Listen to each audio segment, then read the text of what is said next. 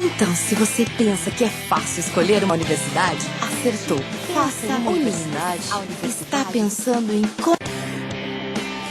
Está entrando no ar o programa Prata da Casa, com Gabriele Pontes. Olá, ouvintes da Rádio Nimes. Começa agora o programa Prata da Casa. Aqui você conhece um pouco mais as personalidades que fizeram e fazem parte da nossa instituição. E no programa de hoje nós conversaremos com o professor de música do curso de licenciatura de música da Unimes Virtual, o professor mestre Tiago Abdala, que também é um dos integrantes do grupo musical Quartenaglia, é isso mesmo? E também ministra aulas de violão na EMESP, Escola de Música do Estado de São Paulo, Tom Jumbi. E hoje conversaremos sobre música, carreira e diversos outros assuntos que acrescentarão enormemente na nossa entrevista. Obrigada, professor, por aceitar nosso convite e conversar com a gente hoje. Gabi, um imenso prazer, muito obrigado pelo convite. Bom, todo ouvidos, espero bom, contribuir. então vamos conhecer um pouquinho você, né? Joia. Pra gente conhecer um pouquinho, eu queria falar sobre a sua infância. Você que é de Santos, você é de São Paulo, de onde você vem? Na verdade, eu nasci no Rio de Janeiro. Na época, meu pai tinha um trabalho por lá e minha mãe estava terminando a licenciatura em música na UFRJ nesse período.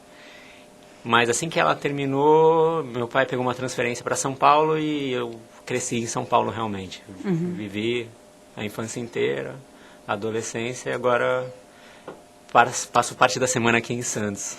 E sua mãe é da área da música, seu pai também é, não é? Meus pais tiveram uma relação íntima com a música, então meu pai estudou 10 anos de conservatório, de violão clássico, em Tietê, no Conservatório de Tietê. Minha mãe estudou piano. Na hora de optar por faculdades, no caso dele, ele só tinha as opções de engenharia, medicina ou administração, né, oferecidas obrigado pelos pais dele. E ele optou por engenharia, foi no caminho. E gradualmente ele foi deixando o estudo da música. Sim, e consequências ficando da somente... vida, né? Isso. E minha mãe, na hora que terminou a licenciatura em música, ela, voltando para São Paulo, ela foi fazer uma sequência do estudo na área de pedagogia, didática. Então, fez a graduação na FEFELET, em letras, depois mestrado, doutorado e livre docência na área do ensino, da educação e Você didática. acha que veio daí essa influência familiar? A gente sempre teve muito apoio, né? Eu e minha irmã sempre tivemos muito apoio naquelas opções que a gente queria para a nossa vida, assim. Então, na hora que eu com 15 anos, comecei a pensar em ser músico, o apoio foi total, e assim, só que estuda muito, porque se você quiser ser músico... Ao contrário do que muita gente acha, né? Que é só diversão, show, passeio. Tem esse lado também que tem é umas total... memes na internet assim. Vai ser músico? Ai, meu Deus. E sua irmã também foi para a área da música ou não? Ela foi para a área de artes visuais. Que acaba né? sendo uma área também, né, Nossa, uma das parceira, artes. só que ao invés de ser da arte do tempo, é a arte estática, né? E quando foi que você falou, vou ser músico?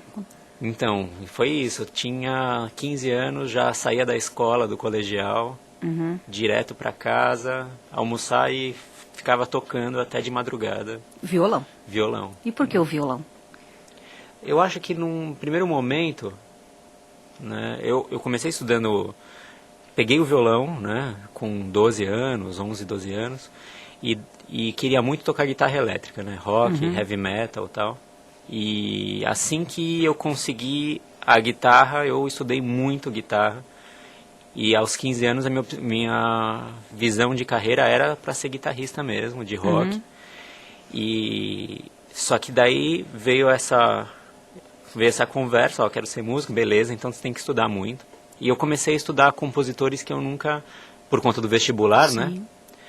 E para conhecer melhor o instrumento, eu comecei a estabelecer relações muito positivas com compositores que eu nunca tinha escutado, né? Fernando Sor, Villa-Lobos, Carcassi, Aguado, Você teve, né, Giuliani. uma professora, sua mãe, né? Daí Acabou te direcionando ali para o vestibular, digamos assim? tinha a questão de preparar para o vestibular, mas não tanto, de uma forma não tão incisiva quanto, por exemplo, eu preparo meus alunos, né? Sim. Porque eu tinha, assim, todo o material de violão que era do meu pai, na época que ele fez conservatório. Era uma meia estante, assim, e minha preparação para o vestibular era pegar essas partituras e tocar do começo ao fim tudo. Demorava um mês para tocar tudo. E o seu aprendizado foi autodidata ou você participou de algum conservatório? O seu pai te ajudou a estudar violão? Como é que foi? Eu tive um professor, Márcio Ciales, que toca gaita muito bem, ele é um super músico, assim, e toca violão muito bem. E na hora que ele percebeu que eu me envolvia muito com o estudo, ele me puxou bastante para uma área de bossa nova, com acordes mais complexos, assim, né, jazz, improvisação.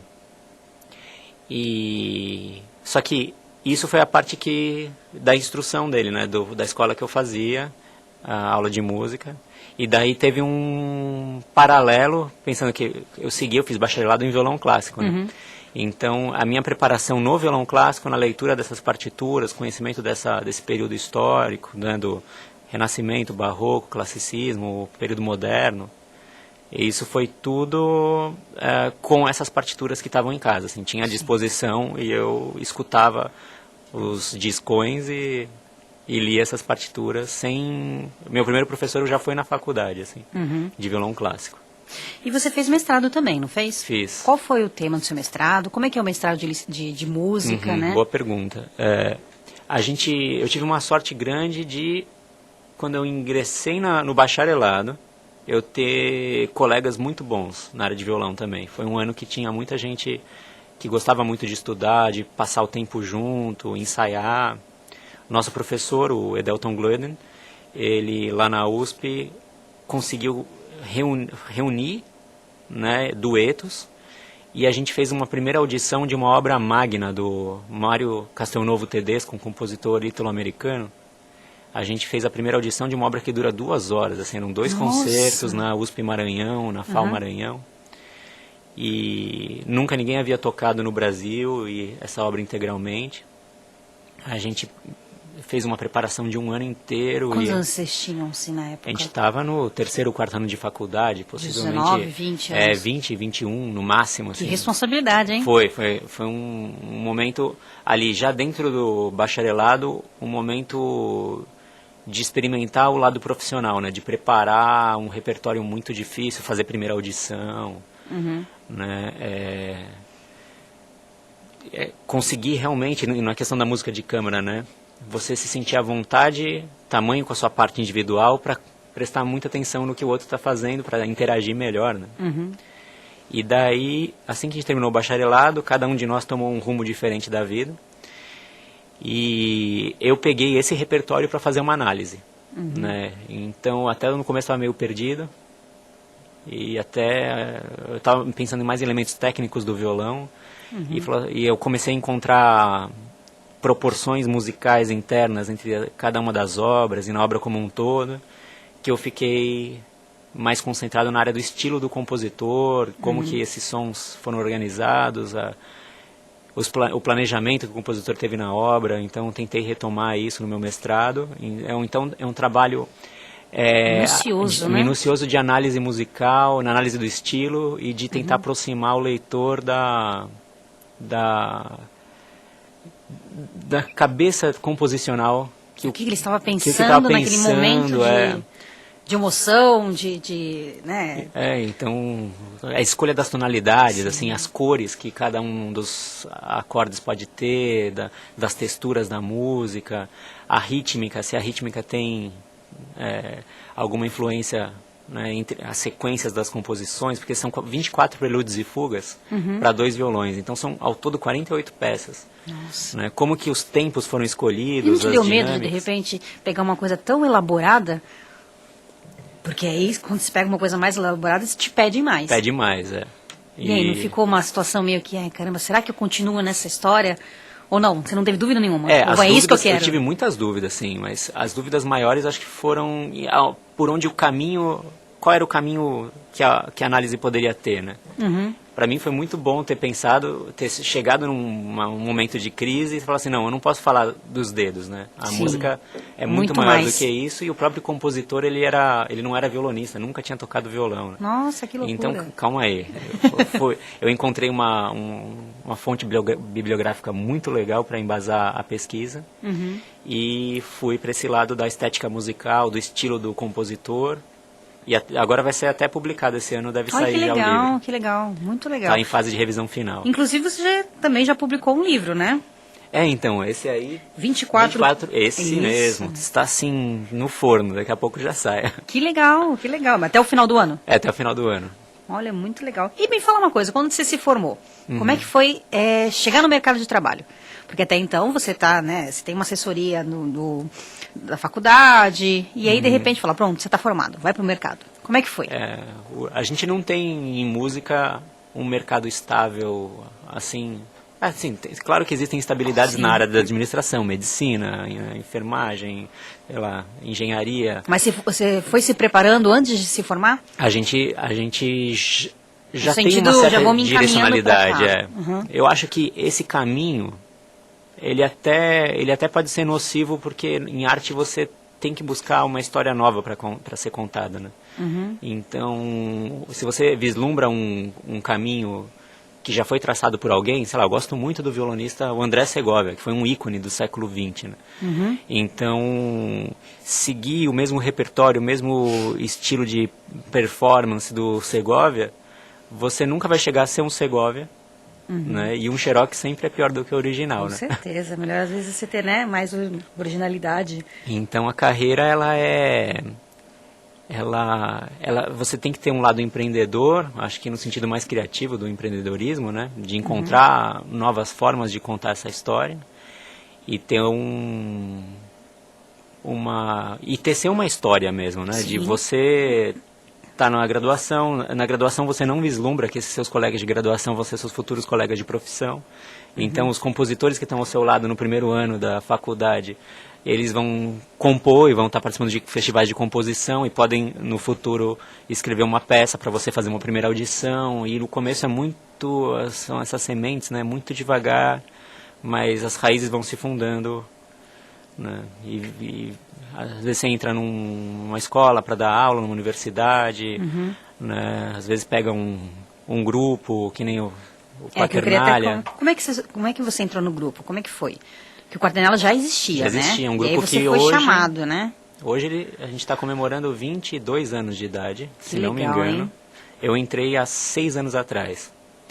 E na época havia um concerto em Vitória do Espírito Santo, que um dos integrantes não poderia viajar por causa de outras questões profissionais, familiares. E daí me procuraram e falaram assim, olha, a gente tem um concerto, e assim, um programa de 1 hora, cheio de nota, né, partituras, era uma pasta gigante. Concerto, né? Falei, meu Deus, a gente tem um concerto, você topa fazer esse um concerto? Eu falei, topo, vamos lá, né. Daí eu estudei bastante, na época eu também dava aula na educação infantil, então eu lembro que até... horário de intervalo de 25 minutos, eu colocava as partituras no chão da classe que eu dava aula e ficava estudando ali. E daí a gente esse concerto foi muito legal, né? Foi aonde o concerto? Foi em São Paulo? Foi em onde? Vitória, lá em Espírito Santo, e foi, assim, o grupo sempre toca tudo de cor, né? Que é uma coisa rara entre os grupos de música clássica. E eu ali, sozinho, com a minha estante, né? Né? Que engraçado. Mas foi muito legal a rotina, né? De você... Esse é um grupo muito amistoso, assim. Se encaixaram bem, assim, a gente né? se encaixou Amizade, muito. Tem um prazer em... Eles sempre tiveram cuidado e integração dos membros de comida, viagem, né? É uma coisa que é uma segunda família, né? Quando você faz turnê, o grupo é a sua família ali naquele momento. Então tem muitos grupos que têm atritos, né? Sim, sim. A gente passa Qualquer por todos família os tem atrito, né? Então, qualquer família tem, Então, opções, para onde vai aquela frase, onde que vai ser o ritmo. Então, a gente sempre tem esses atritos, né? Mas é num lido muito Saudável, prazeroso né? e saudável. E daí passou, isso deve ter sido em agosto, mais ou menos. E daí, no Natal, estava numa loja de brinquedo comprando um presente da minha filha. E daí eu recebi uma ligação de um dos membros. Falou assim, ó, a gente organizou aqui, queremos você, né? Eu falei, nossa. Legal, muito hein? legal. Olha só. E para onde você já foi com o grupo? Você já tocou fora do país, não só com o grupo, mas também tocando independente. Para onde? Conta um pouquinho, como é que as pessoas lá fora olham, né, para os brasileiros? A gente, acho que trabalhar com música e você ser convidado, né, para mostrar o seu trabalho musical em outro lugar, do mesmo jeito que a gente se imagina aqui, né? Se a gente convida um artista de fora para trazer o seu projeto, né? A gente entra em contato com aquela cultura de uma maneira muito íntima, né? A pessoa que está organizando, ela tem um cuidado de mostrar um pouco da cultura da cidade dela, do estado, do país. Compartilha um pouco as questões, os problemas e os aspectos positivos que aquele país tem, culturalmente. É muito curioso também em relação a isso, qual é o ponto de vista, principalmente agora a gente está passando uma crise política e econômica grande, o que é, e eles compartilham também a visão deles, né? Então a gente entra, a gente conhece os países como se fosse um pequeno embaixador, assim, né, do seu país. E cada lugar tem uma peculiaridade, assim, e o maior prazer é conhecer os teatros, as acústicas dos lugares, as comidas, os vinhos. Sim, conversar, vamos conhecer, né? E qual foi o local que você tocou, que você falou, nossa, foi a minha melhor atuação?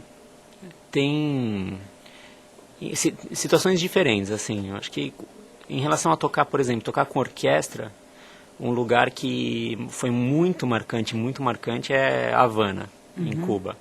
A gente participou do festival Léo Brauer, tocando um concerto para 4 violões e orquestra.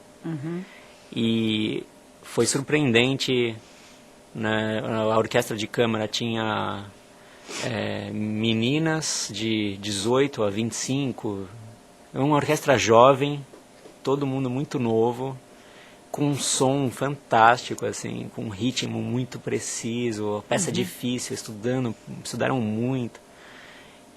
A gente fez uma gravação ao vivo desse concerto e até hoje você escuta e não dá para acreditar o nível da qualidade que saiu uma apresentação em take único, né? Que legal. Sem repetição. Sem repetição, sem maquiagem. Não, foi um take único, sem edição, ao vivo com plateia e não tem erro, assim, né? A orquestra super afinada, ritmicamente muito preciso. O maestro foi o próprio compositor, né? Passou uma segurança enorme, né? Tem uma coisa que a gente estava conversando até, né, nos bastidores, sobre o músico, ele sempre ensaia. É uma pergunta até que eu fiz para você, eu queria que você também falasse aqui no nosso programa. A partir da hora que você ensaia muito, não fica muito técnico e acaba perdendo a emoção? Eu acho que essa é a grande questão, né, de todo mundo que faz um trabalho de performance artística ou que exige um trabalho técnico muito refinado, né? Para você desenvolver a técnica ao ponto da excelência, primeiro a gente nunca acha que chegou na excelência, né? Nunca músico... tem essa sensação, né? Ninguém repara o erro, só o músico repara. Fala, nossa, mas aquela partezinha, tu fala, caramba, essa nota poderia ter saído mais clara. Mas a gente nunca está satisfeito, mesmo assim isso significa que passaram anos, né? Passou-se anos estudando aquele trecho.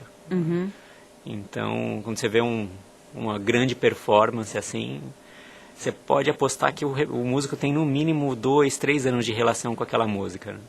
Muito legal. E nessa aí, segurança. Vocês tiveram quanto tempo de ensaio? Teve um ensaio, que foi a grande, né, em Havana, que foi uma grande ou não? Nossa, não essa é uma questão que a gente até conversou também entre o quarteto, que muitas vezes pelo ritmo de apresentação que as orquestras assumem, né? Você tem um programa semanal ou um programa a cada 15 dias, um programa de 1 hora de duração.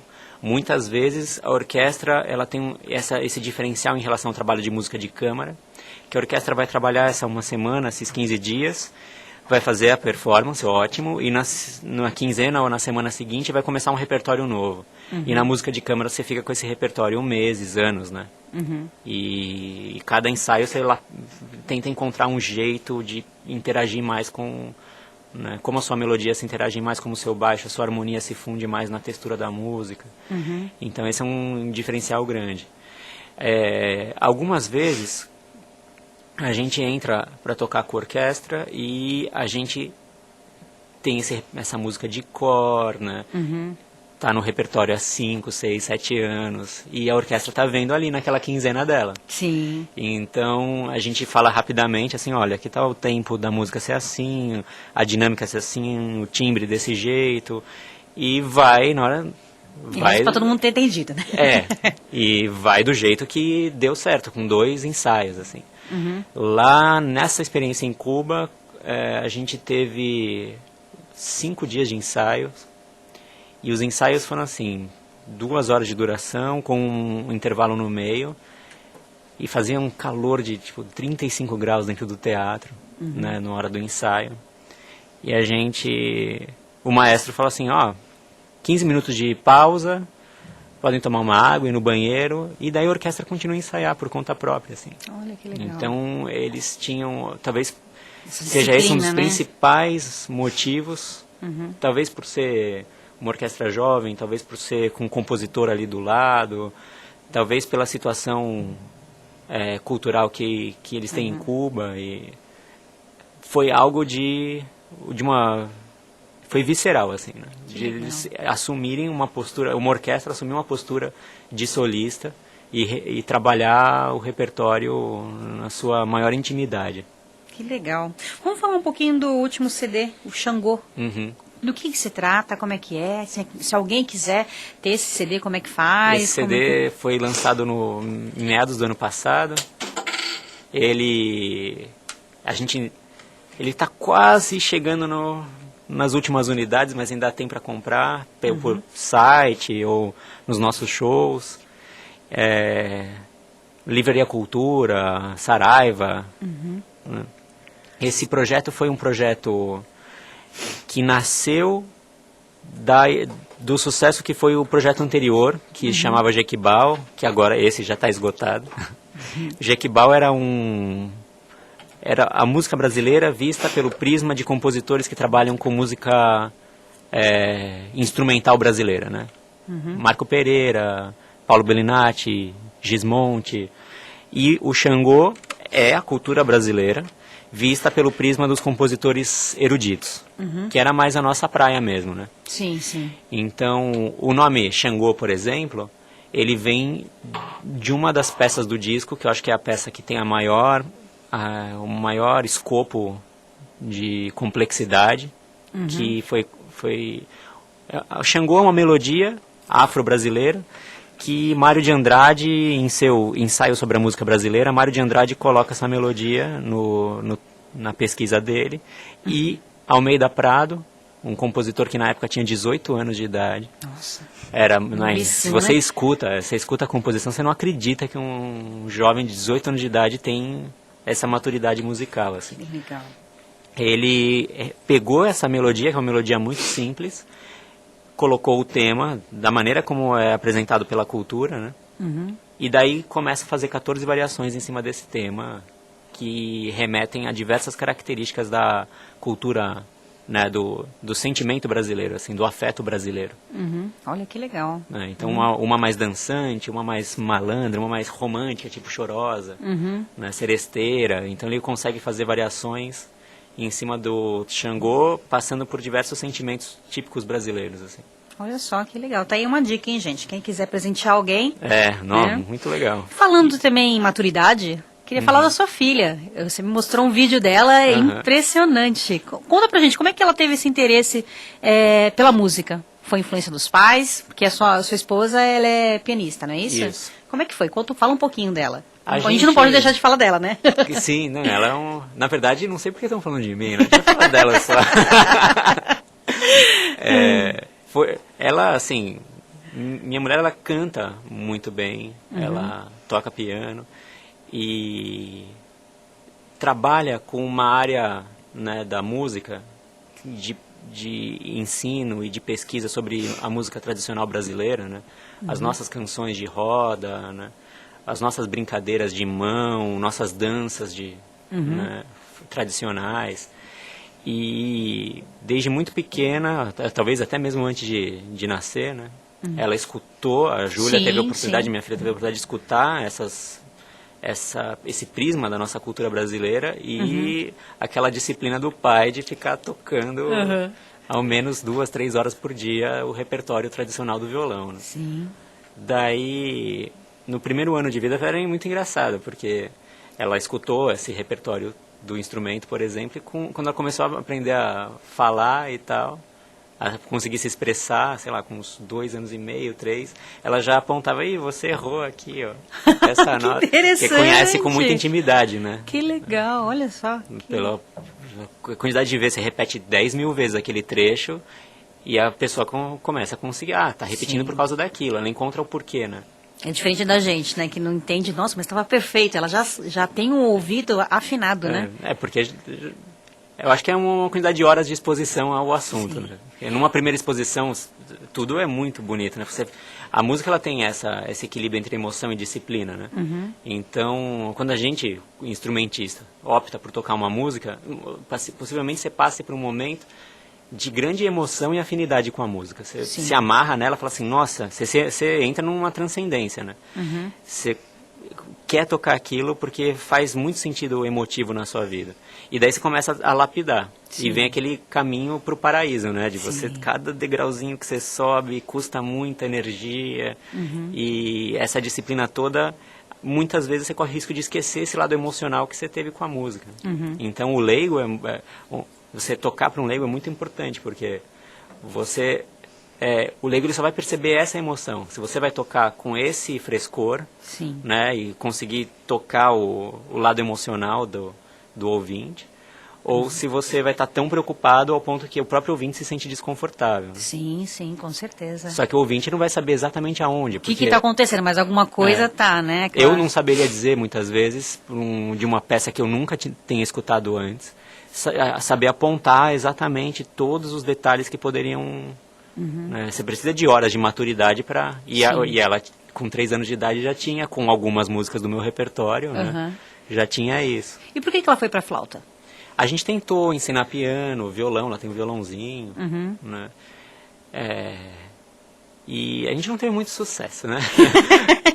Tem um ditado, né? Santo de casa não faz milagre, coisa assim, né? Casa de Ferreira Esperança. É isso aí, exatamente. E daí eu fui convidado para um festival de música em Campina Grande, que agora a Júlia mesmo foi convidada, ela vai tocar agora em julho. Com 8 anos, né? Com 8 anos ela recebeu o convite. E lá tinha uma colega que eu sempre... Ela é uma excelente flautista e a gente fazia uma aula de mestrado juntos. E a hora eu encontrei com ela, a Renata Pereira, que é professora de flauta, e eu não sabia que ela dava aula para essa idade, né? Ela era minha colega de mestrado. 5 anos, né? Ela tinha 5 anos na época, a Júlia, né? E a gente foi conversando durante o festival, ela falou, olha, tem uma garota de 5 anos de idade, né, que faz aula de flauta ao sábado de manhã, leva ela um dia para ver. E elas começaram uma amizade, e foi essa amizade que estreitou o laço da Júlia com a flauta. Que legal. E conta pra gente essa fase, ela foi pra Holanda, é isso, tocar? Como é que foi esse convite? Conta pra gente. É muito importante na vida de quem vai estudar qualquer disciplina, né? Seja na área da ciência, xadrez, né? Literatura, você frequentar os ambientes que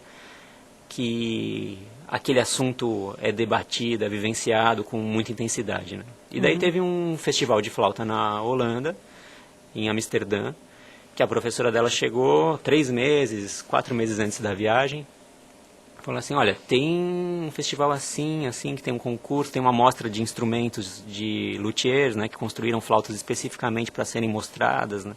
Então, um evento muito intenso de flauta, um dos mais importantes que acontecem bianuais, né, no mundo.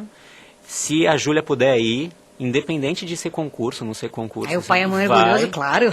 Né? A gente tinha que levantar as condições, né? Não é assim fácil, né? Aí é um orgulho, né? Fala, nossa. E a gente foi sem essa cobrança, mas que, como ela ia participar do concurso para conseguir participar do evento inteiro, ela teve aos 7 anos de idade na época o compromisso de estudar com muita seriedade um repertório de 10 minutos, né? E ela como é que assumiu essa foi? responsabilidade. No começo não é fácil, você imagina a disciplina que uma criança tem que ter de 7 anos de idade para lapidar o repertório, né? Sim. Mas, por exemplo, depois do primeiro ano o primeiro mês de estudo, ela chegou a fazer um comentário, poxa, aí depois que passa um tempo, é até gostoso, né, estudar. Que legal. É, porque você passa aqueles degraus que tem a maior dificuldade técnica, que a música não sai no tempo adequado, você tem que pensar muito pro dedo ir no lugar certo, e algumas coisas começam a ficar automáticas. E na hora que chega você começa a fruir a sua música, né? Você começa a sentir essa transcendência. Olha que legal. Então, eu acho que o evento, independente dela ter recebido a premiação lá, esse foi foi um momento muito importante para ela. Para entender se ela vai seguir essa carreira, vai ser assim, né? Independente mesmo se ela siga, mas ela sabe que você tem um repertório daqui a 3 meses, você tem que ter uma seriedade na De estudo, preparação. de dedicação. Que às vezes você tem outras áreas que, né, você tem, que algumas pessoas não sentem. Na escola, às vezes, você precisa ter a mesma disciplina com matemática, química, as coisas assim, mas tem muita de você deixar para a última hora. E Sim, depois você... que a cobrança da escola não é exatamente essa, de você fruir, de você transcender, né? Você tem um monte de crianças que estão compartilhando, tem que ter a mesma maturidade cognitiva ou emocional para chegar naquela avaliação para o vestibular. Então, a música ela fornece uma relação, nesse caso, né, com esse grau de profundidade, uma relação que é de responsabilidade, equilíbrio entre disciplina, emoção, para a vida inteira, né? Tiago, você também ministra aula na Escola de Música do Estado de São Paulo, Tom Jobim, né? Como é que você entrou lá? Como é que funciona lá? O que é lá? Explica um pouquinho pra gente. A EMESP, essa escola, é um dos maiores conservatórios da América Latina, né? Uma das maiores escolas de música do mundo, assim, pela quantidade de professores e quantidade de alunos. E ela é uma escola que é 100% gratuita, né? Nenhum aluno nunca paga inscrição, mensalidade, nada, nenhum evento feito lá, concertos, masterclasses, nenhum evento nunca é pago. O nosso maior mantenedor é o governo do estado, contudo a gente tem encontrado pontos com outras formas de captação de recurso, né? Devido ao recurso Estado que a gente tem vivido atualmente. E o que é muito legal lá da escola é que a gente pega... O custo dos instrumentos são caros, o custo de aula é caro, então a gente consegue contemplar o aluno para entrar lá, ele tem que fazer uma prova e tem que ser bem avaliado na prova, independente do poder aquisitivo que ele tem, situação socioeconômica. É pelo talento da pessoa, pela dedicação da pessoa. Pela dedicação da pessoa. E para ele manter a vaga lá, ele também tem que dedicar tanto quanto. Ai, que legal. Então, ele ingressou no exame, tem 1, 2 vagas para cada 60 pessoas. Né, em todos os instrumentos. Nós somos 5 professores de violão clássico, só de violão clássico. Olha que legal. E daí ele vai ficar lá 2 ou 3 anos. Se for pequeno vai ficar 3 anos, se for maior 2 anos. E ele vai, dependendo de como for o aprendizado dele, ele vai estar apto para fazer a prova do ciclo seguinte. Sim. Né? E muitas vezes a gente tem grandes personalidades lá entre os alunos que ingressam no curso de música e conhecem com profundidade essa questão da música de câmara, de tocar com outra pessoa, do solo, da teoria musical, história da música. E, entendi o que quer dizer com isso, eu quero seguir minha vida assim, com publicidade, com jornalismo, né? Com engenharia. Tem um aluno recentemente agora que foi para astronomia. Nossa, né? Ele estava com essa questão na cabeça e super bom pianista, conhece música e seguiu nessa área da astronomia. Sim. E também tem aqueles que falam assim, não, seguir para a música. Assim, então a gente fornece todas as condições para que ele, se quiser ser profissional, ele consiga. Que legal. Senão vai ter essa visão, essa experiência com música, né, que é muito enriquecedora para qualquer área. Sim, com certeza. Eu queria falar de um hobby seu um pouco curioso. Acredito que você não esteja mais fazendo, mas você chegou a fazer raft, né? Ah, sim. Como é que foi, de repente, falar, não, eu vou escalar isso aqui? Não, eu tive um grupo de amigos que a gente é muito, muito junto até hoje, né? E a gente fazia escalada. Né? Começou com escalada esportiva e tal. E enfim, a mão e o corpo, né? Você tem aquela questão, acho que o violão ele é muito pequeno, né? Então as coisas são muito nas pontas dos dedos e tal. E fazer escalada é o corpo inteiro, né? Sim. É ali todas as articulações, força, técnica, né? De onde você vai colocar o peso na parede e tudo mais. E a gente passava muito tempo, né? Ali, uma vez por semana, né? Ficava um período grande ali escalando. Só que daí tem um momento que tem que decidir, né? Seu instrumento de trabalho são suas mãos, né? Exatamente. Então, tem a coisa do violão, tem a unha, né? Então não dá para manter uma unha exatamente eu não conseguia fazer muitos experimentos, porque ela só podia ficar muito pequenininha para dar certo. Para conseguir escalar e tocar. Aí resolveu falar, não. Daí, assim como, né, o seu aluno de astronomia, que decidiu pela astronomia, você também decidiu pela música. Pela música. Mas, por exemplo, hoje eu vou de bicicleta para o trabalho, né? Sim. Então, uma coisa que em São Paulo é muito raro, né? Você não tem medo de andar de bicicleta em São Paulo? Eu tinha antes, quando eu comecei, por falta é uma questão de hábito, eu acho, né? Então, apesar de ter andado muito, né, da escola para casa, quando era menor, tudo, chega uma hora que você perde esse hábito, passou 5, 6, 10 anos que você não tem isso, para você voltar é muito difícil. Sim, ainda mais São Paulo, né? São Paulo, caótico, né? As ciclovias, elas vêm a deixar muito... dá uma sensação de segurança ali, né? Sim, sim. Apesar que sempre tem alguma coisa acontecendo, assim, de uma esquina que o carro invade, então não pode relaxar por completo. Sim. Mas, às vezes, eu até pego um instrumento, vou com violão nas costas. Ah, legal. Me diz uma coisa, como é que você veio parar aqui na Unimes? Eu conheço um grande pianista aqui de Santos, Antônio Eduardo, que é parceiro de diversos colegas aqui do curso de música. Teve uma vez, acho que foi em 2009 isso, eu estava gestando uma série de concertos. Foi a primeira série de concertos que eu fui organizador, assim, lá em São Paulo. E foi um ano só que essa série aconteceu. A gente vai tentar retomar ela agora no segundo semestre desse ano. E o Antônio Eduardo, que eu não conhecia, mandou uma proposta para o concerto.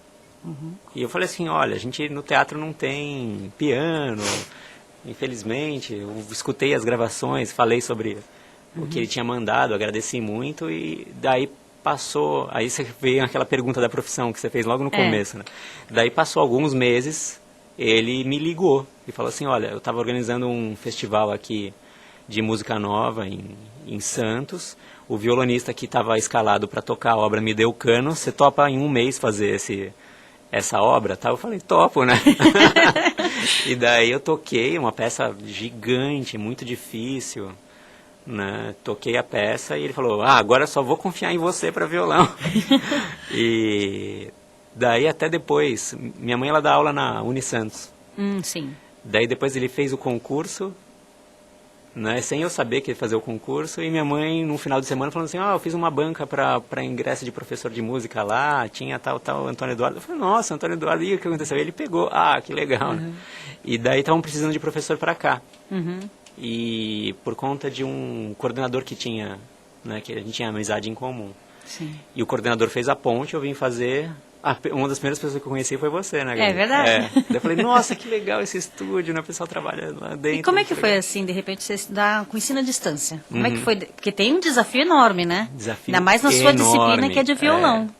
Como é que foi, de repente, falei, e agora? A gente até estava conversando nos bastidores sobre isso, né? Porque na hora que você tem a reorganização do ensino da música ali, principalmente pelos conservatórios, no iluminismo, você transita do ensino de ofício, daquele aluno que vai na casa do mestre, mora com o mestre, come, dorme, limpa a casa junto com o mestre, para saber todo o ofício depois de anos, né? Sim. Você transita desse tipo de ensino para o ensino de conservatório, que o aluno vai entrar lá ele vai ter aula de harmonia, contraponto, tudo separado. Vai ser tudo junto, né? Tudo separado, e o aluno tem que fazer a montar esse conceito e juntar essas ideias que são separadas em tópicos, né? Sim.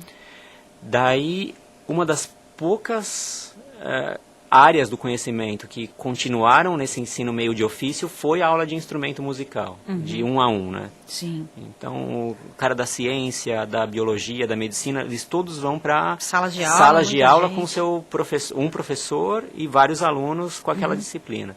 E a aula de instrumento até hoje é uma aula que você faz 1 a 1. Né, com o seu professor vai estar mexendo direto no dedo, ou escutando o seu som, tentando encontrar um jeito para fazer você crescer nesse âmbito. Daí vem essa tecnologia incrível, né, inovadora, Sim. de você poder aproximar mais as pessoas, mas para que você consiga aproximar as pessoas, você coloca uma tela na sua frente, um microfone na sua frente, uma caixa de acústica na frente, uma câmera, né? Sim. E aí, como que você vai tecer essa relação e encontrar formas de motivar o aluno e de conseguir fazer com que o aluno cresça? Um desafio, né? Um desafio. Então, você tem limites que são tecnológicos.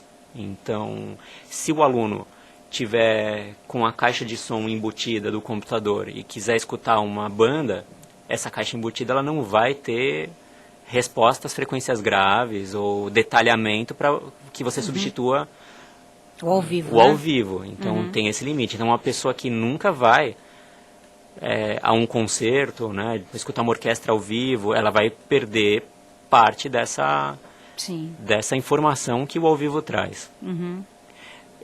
Contudo, você tem, e eu acho que esse é o pulo do gato, né? Você encontrar os elementos que você consiga colocar em vídeo, consiga colocar numa aula descritiva, para que o aluno entenda esse caminho, quase um autodidatismo, né? Meu caminho é esse, eu tenho essas referências sonoras. Ah, que legal essa dica de colocar o dedo mais para cá ou montar o campo harmônico desse jeito. E a tecnologia ela vem avançando também na música, né? Os softwares estão, né, aí para auxiliar, estão aí também para, né, unir, né, o conhecimento. E tá muito acessível também, sim, né? Sim.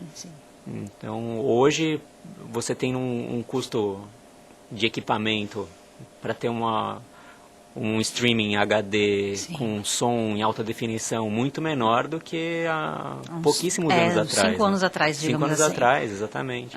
Então, até tem um grande violonista chamado John Williams, um violonista completamente respeitado entre todos os violonistas, e ele fez perguntaram para ele, qual é o melhor disco que você gravou? Daí ele falou, calma aí, né? São muitos, né? Mas uma coisa que ele falou, a primeira coisa que ele falou foi isso. Falou assim, agora, quanto mais novo, mais eu tenho... Quanto mais recente o disco, melhor é a minha relação com a tecnologia. Assim, tem menos ruído, maior definição. Então,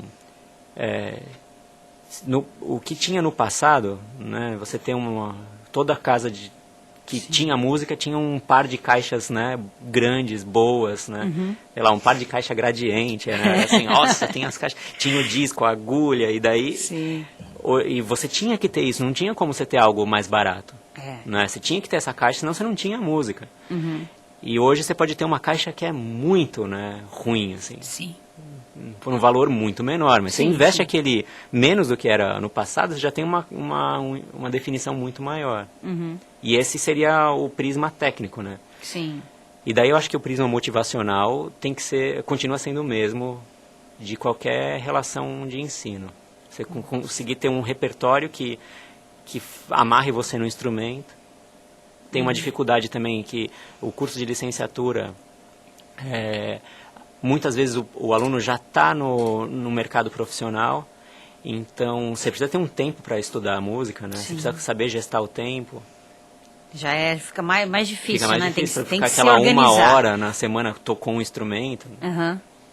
Não, com certeza. E fala pra gente como é que é o curso de música à distância, que muita gente não conhece. Como é que funciona, como é que é, porque às vezes alguém estiver nos ouvindo ou nos vendo pelas redes sociais, tem uma curiosidade, como é que funciona? O curso ele tem muitas liberdades, né? De você ter a sua hora de estudo, você encontrar o seu itinerário na semana, o seu cronograma na semana para conseguir fazer os estudos de instrumento, ou fazer os exercícios de teoria, as leituras de história, estética musical, até mesmo os exercícios de composição, de arranjo, né?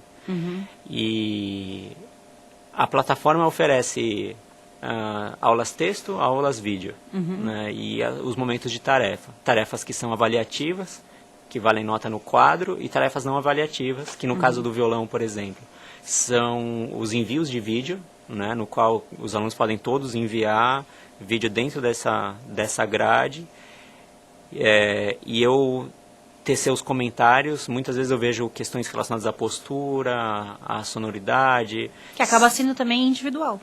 Então é um momento, mas são os alunos que aderem, né, a essa política. Então, não tem essa obrigação, não mas tem o aluno obrigação. que queira falar, né?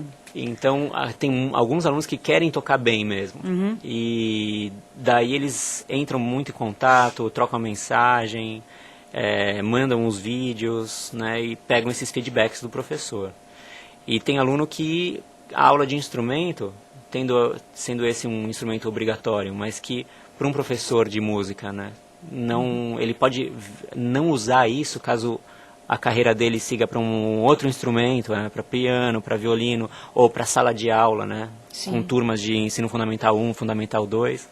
Então, a aula de violão, ela acaba vestindo uma outra alternativa, que você vai ter um conhecimento mínimo desse instrumento, ao ponto mesmo de saber quais são as opções harmônicas, melódicas, quais são as facilidades, as dificuldades que esse instrumento tem, para que você consiga direcionar um aluno para um profissional, né, para um professor X ou Y, ou conseguir mesmo integrar a utilização do violão dentro do seu grupo maior.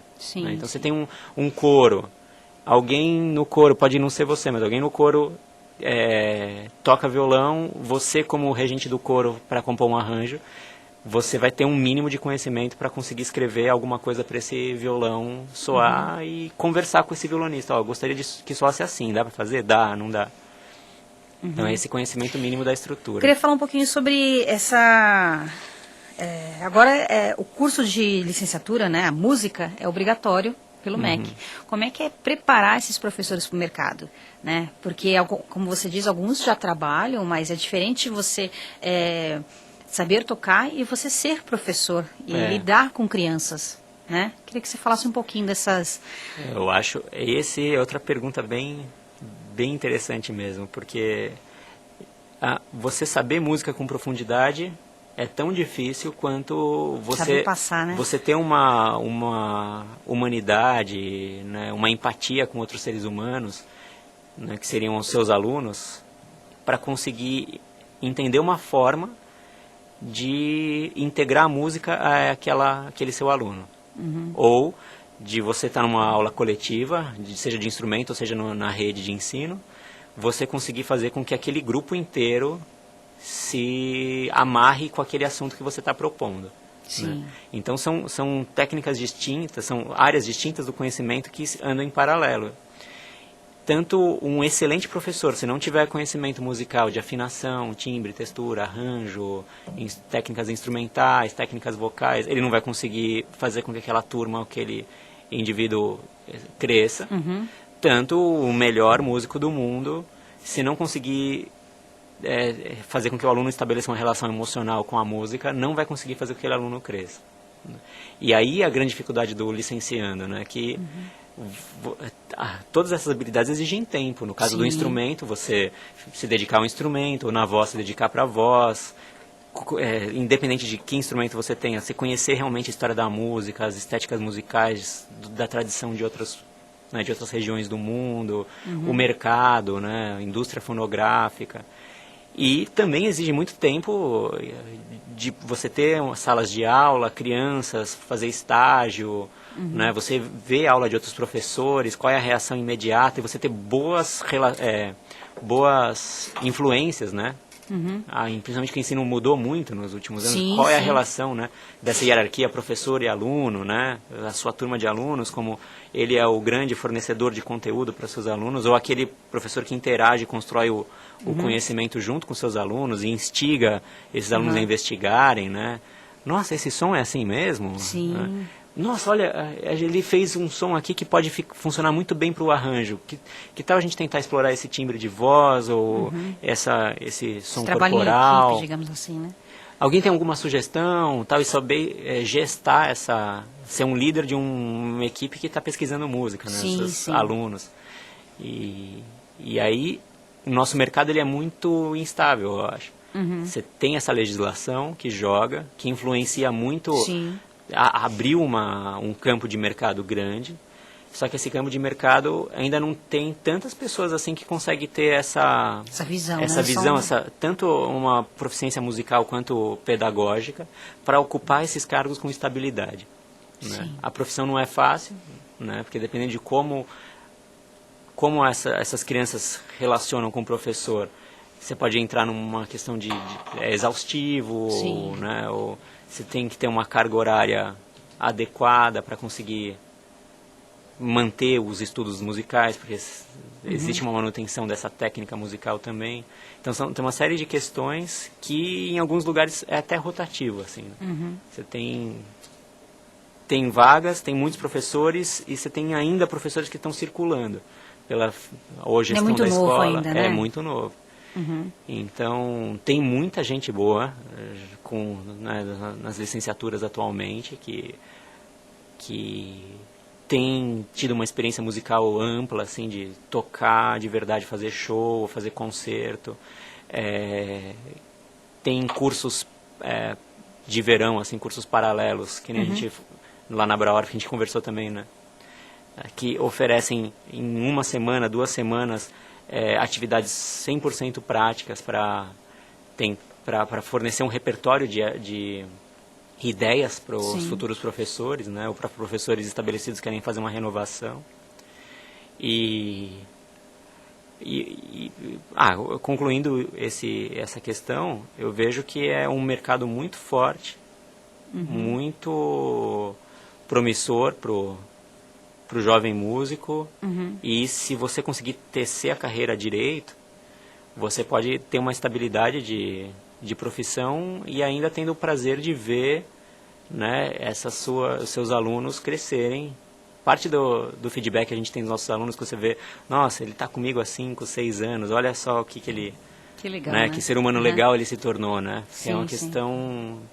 Do mesmo jeito que a gente, como músico, a gente trabalha com essa interação entre os sons, com as nossas salas de aula, a gente trabalha com interação entre seres humanos e fazer com que esses seres humanos usem os sons para harmonizar entre si, né? Olha que legal. E vou fazer minha última pergunta. O aluno que pretende fazer música no EAD da Unimes, o que ele pode esperar da instituição, dos professores? A gente tem uma equipe de professores muito legal, de professores e tutores mesmo. Então, professor de regência, de história, né? O Ezequias, o Abner e a Isabel como tutores, a gente tem uma comunicação entre nós bastante intensa e um papo afinado, assim, né? A gente fala a mesma língua em relação à teoria da música, história da música, estética musical, questões relacionadas a políticas musicais, né? Políticas culturais. Então, a gente gesta um curso que tem uma história maior do que a nossa, né? No sentido que outros professores que passaram por aqui deixaram esse legado também, e a gente mantém as ideias que vieram e tenta aprimorar sempre que possível e colocar ideias novas que complementem. O curso ele não é estático, a gente está sempre em constante evolução, mudança, em movimento, e a gente sempre tenta trazer o aluno a participar ativamente, né? Porque que nem essa coisa da gestão do tempo, né? Sim. É o aluno que já trabalha, então a gente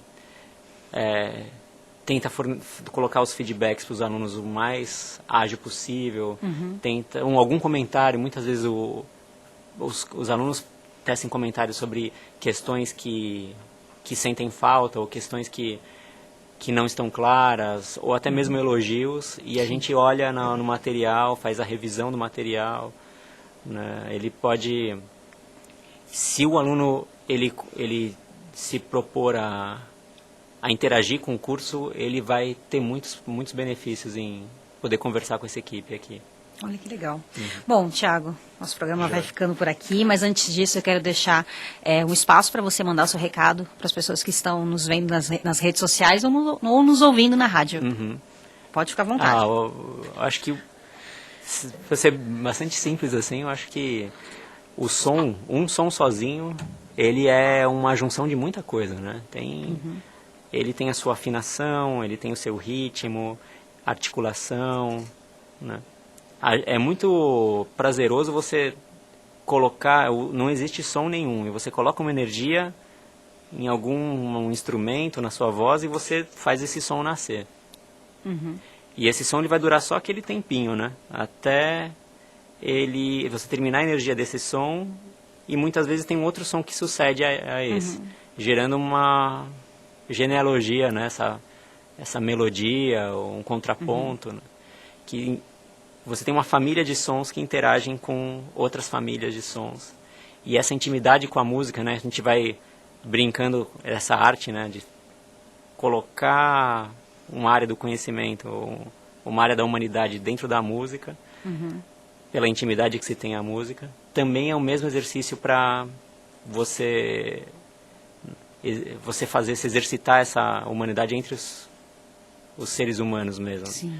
Então, quando você tem muitos sons e você lapida por anos aquela música, você nada mais faz do que fazer que esses sons se interajam melhor, ou de um jeito, né, sincero, assim. E a música também traz isso. O músico ele pode exercitar isso também com o ensino musical, com a licenciatura, exercitar isso entre os seres humanos. Olha só que legal. Bom, sucesso para você, para sua Muito banda, obrigado, para Gabi. sua filha. Obrigada por aceitar nosso convite e conversar com a gente, que foi muito legal a nossa entrevista. Lembrando, gente, acessem e curtam a nossa página no Facebook, Prata da Casa. Lá vocês podem acompanhar outras entrevistas que fizemos aqui, além de fotos, bastidores, e também pode mandar o seu recado para a gente.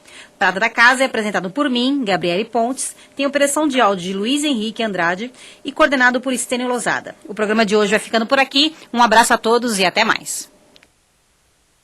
Quando a gente pensa em uma universidade, está pensando em conexões entre a história e a filosofia da instituição, entre a estrutura e a equipe, entre os cursos e as necessidades do mercado. Tudo isso conectado a algo maior, que é fazer o bem. Então, se você pensa que é fácil escolher uma universidade, acertou. Faça uma universidade. Está pensando em... Quando a gente pensa em uma universidade,